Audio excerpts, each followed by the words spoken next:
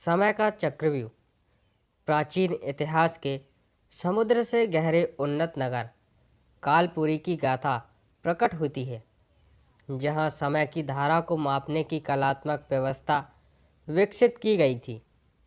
इस नगर में समय की देवी कालिका का विशाल मंदिर स्थित था, जिसमें एक अद्भुत यंत्र स्थापित था जिसे समय चक्र कहा जाता था। यह यंत्र न केवल काल की गणना कर सकता था, बल्कि कथित रूप से इससे समय की गति को प्रभावित भी किया जा सकता था। कालपुरी के एक सीधे साधे किंतु प्रतिभाशाली निवासी देवांशु एक आम लोहार थे, जो अपने कौशल और दृढ़ निश्चय के लिए जाने जाते थे। एक रात जब वह अपने कारखाने में काम कर रहे थे, तभी कालिका का एक पुजारी उनके पास आया और उन्हें समय चक्र की मरम्मत का कार्य सौंपा, क्योंकि देवांशु को लोहा और यंत्रों का सजीव ज्ञान था। समीपस्थ मंदिर में जैसे ही देवांशु ने समय चक्र के नज़दीक कदम रखा, वह समझ गए कि यह महज कोई सामान्य यंत्र नहीं, बल्कि एक अजूबा था।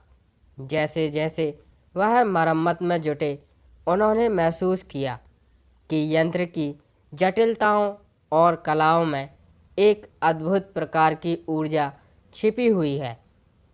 फिर एक दिन जब देवांशु यंत्र की एक अजीब सी विसंगति की जांच कर रहे थे, वह अनजाने में एक ऐसे मार्ग में प्रवेश कर गए जहां समय थम गया प्रतीत होता था और उन्हें समय के विभिन्न पड़ावों की झलकियां भी मिलने लगीं। उन्होंने देखा कि समय चक्र वास्तव में समय के ताने बाने में बदलाव ला सकता है। देवांशु को बहुत जल्द समझ आ गया कि यह यंत्र अपार शक्ति और जिम्मेदारियों का धनी था।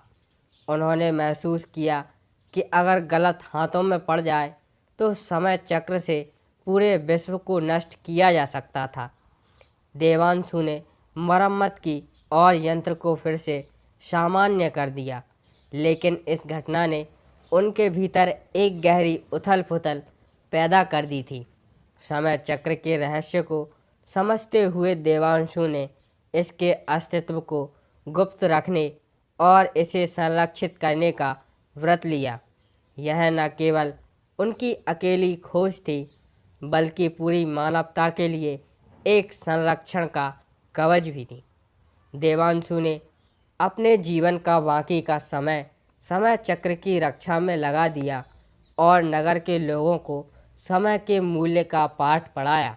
उन्होंने सिखाया कि समय का सही उपयोग कैसे करना चाहिए और इसके साथ कैसे सम्मानपूर्वक व्यवहार करना चाहिए।